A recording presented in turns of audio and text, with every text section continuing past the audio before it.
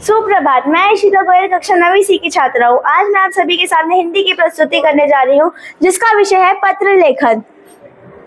पत्र की परिभाषा। तो पत्र होता क्या है? पत्र एक हस्तलिखित लेटर होता है, मतलब जिसे हम किसी चिट्ठी, खत या किसी आदि पे लिखा जाता है, उसे पत्र कहते हैं।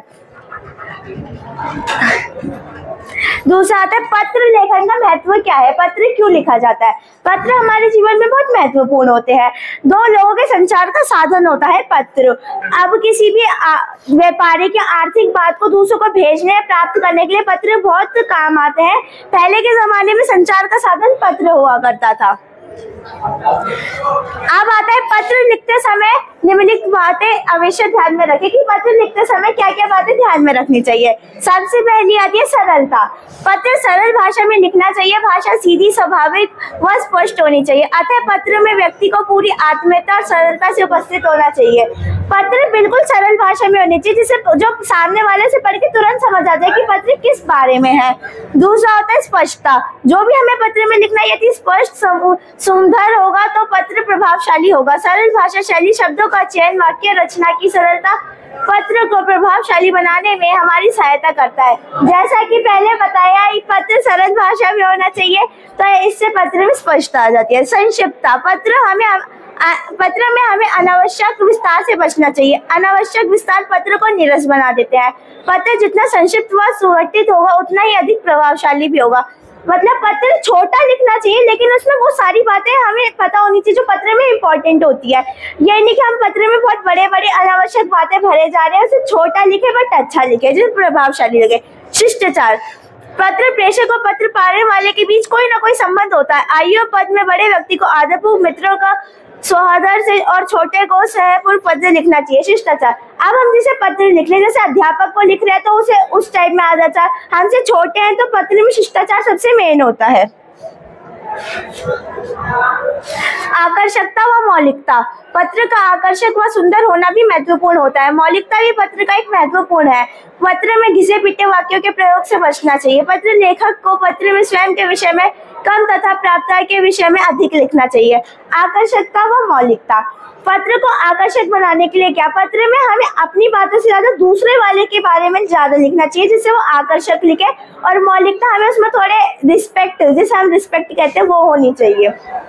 उद्देश्य पूर्णता। कोई भी पत्र अपने कथन या मंतव्य में स्वतः संपूर्ण होना चाहिए। उसे पढ़ने के बाद तद्देश्य किसी प्रकार की जिज्ञासा, शंका या स्पष्टीकरण की आवश्यकता शेष नहीं रहनी चाहिए। पत्र लिखते समय इस बात का ध्यान रखना चाहिए कि कथ्य अपने आप में पूर्ण तथा उद्देश्य की पूर्ति करने वाला।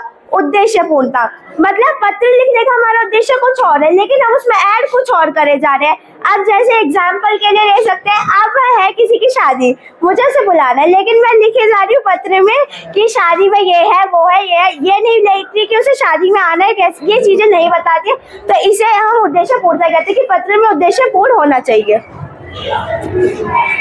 फिर आते हैं पत्रों के प्रकार। पत्र दो प्रकार के होते हैं, औपचारिक पत्र, अनौपचारिक पत्र। औपचारिक पत्र अर्ध सरकारी, गैर सरकारी या सरकारी कार्यालय को जो भी पत्र लिखे जाते हैं वे सभी पत्र औपचारिक पत्रों के अंतर्गत आते हैं। कार्यालय द्वारा अपने अधीन से विभागों को जो पत्र लिखे जाते हैं वे सभी इसी श्रेणी में आते हैं। औपचारिक पत्र वो होते हैं जो किसी हम काम के लिए लिखते हैं, जैसे गैर सरकारी, अर्ध सरकारी, ये औपचारिक पत्र होते हैं। अनौपचारिक पत्र जो पत्र निजी, व्यक्तिगत अथवा पारिवारिक होते हैं वे अनौपचारिक पत्र कहलाते हैं। इस पत्र में किसी तरह की औपचारिकता के निर्वाह का बंधन होता है। इन पत्रों में प्रेषक अपनी बात व भावना को उन्मुक्त के साथ बिना लाभ लपेट लिख सकता है। अनौपचारिक पत्र रिश्तेदारों को लिखे जाते हैं, अपने सगे संबंधी को। तो इन दोनों में बस यही फर्क होता है। औपचारिक पत्र जो होता है जैसे हम स्कूल वगैरह या अपने ऑफिस वगैरह में लिखते हैं, और अनौपचारिक पत्र हम अपने रिश्तेदारों, दोस्तों वगैरह को लिखते हैं। फिर आता है औपचारिक पत्र का ये फॉर्मेट। सबसे पहले हमें स्टार्टिंग में सेवा में प्रधानाचार्य, फिर आता है विद्यालय का नाम एवं पता है विद्यालय। फिर विषय का उल्लेख। विषय सब छोटा होना चाहिए, 4-5 शब्दों में विषय होना चाहिए, बहुत लंबा नहीं, छोटा विषय होना चाहिए। फिर संबोधन कि हम किसे लिख रहे हैं, जो पत्र है। फिर पत्र जो भी हमारी मुख्य विषय वस्तु होती है, जिस बारे में हमें पत्र लिखना होता है, वो यहाँ पर आता है। फिर समापन हमें करना होता है। आपको जैसे छुट्टी के लिए आते हैं, आपसे निवेदन है कि आप मुझे 2 दिन का अवकाश प्रदान करेंगे। धन्यवाद ज्ञापन यहाँ पे कि धन्यवाद। फिर आपकी आज्ञाकारी, शिष्य या शिष्यक नाम, कक्षा और दिनांक।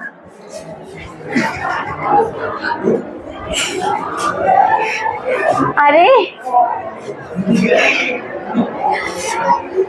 औपचारिक पत्र एक ऐसी ही है, हमारा एग्जाम्पल है। अपने मोहल्ले की सफाई हेतु स्वास्थ्य अधिकारी को पत्र।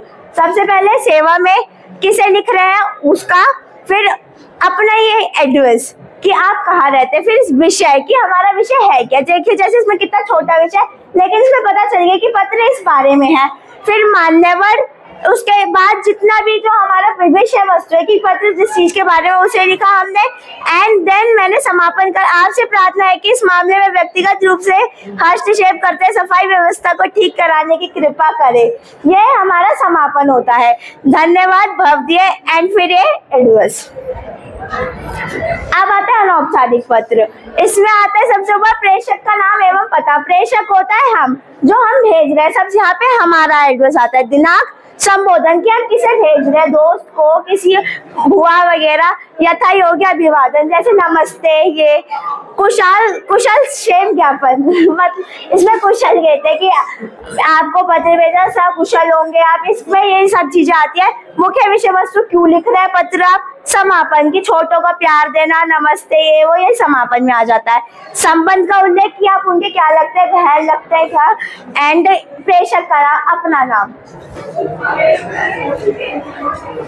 ये अनौपचारिक पत्र का वो है एग्जाम्पल। देखिए जैसे प्रेषक का एड्रेस यानी मेरा एड्रेस कि मैं यहाँ पर रहती हूँ। प्रिय मित्र सौरभ, मैं किसे लिख रही हूँ, नमस्ते। एंड आज तुम्हारा पत्र मिला ही है, जानकर प्रसन्नता हुई कि इन गर्मियों की छुट्टी में तुम कहीं भ्रमण का कार्यक्रम बना रहे हो। मेरी हार्दिक इच्छा है कि ये छुट्टियां तुम मेरे साथ बिताओ। मैंने ग्रीष्म अवकाश में गांव जाने का कार्यक्रम बनाया। गर्मियों में वह सारी दोपहरी आम के बगीचों में आम तोड़ते हुए बिताना तथा शाम को लहराते हुए खेतों में घूमना मन को बहुत सुकून देता है। अगर तुम साथ रहोगे तो यह आनंद दोगुना हो जाएगा। मेरी इस योजना पर विचार करना तथा अपने फैसले से मुझे शीघ्र अवगत करना। इसमें हमने मुख्य विषय वस्तु भी लिख ली, उससे पूछ भी लिया। एंड माता पिता को मेरा प्रणाम कहना, छोटू को प्यार। समापन में वही। एंड तुम्हारा मित्र आनंद, हमारा संबंध और हमारा नाम। धन्यवाद।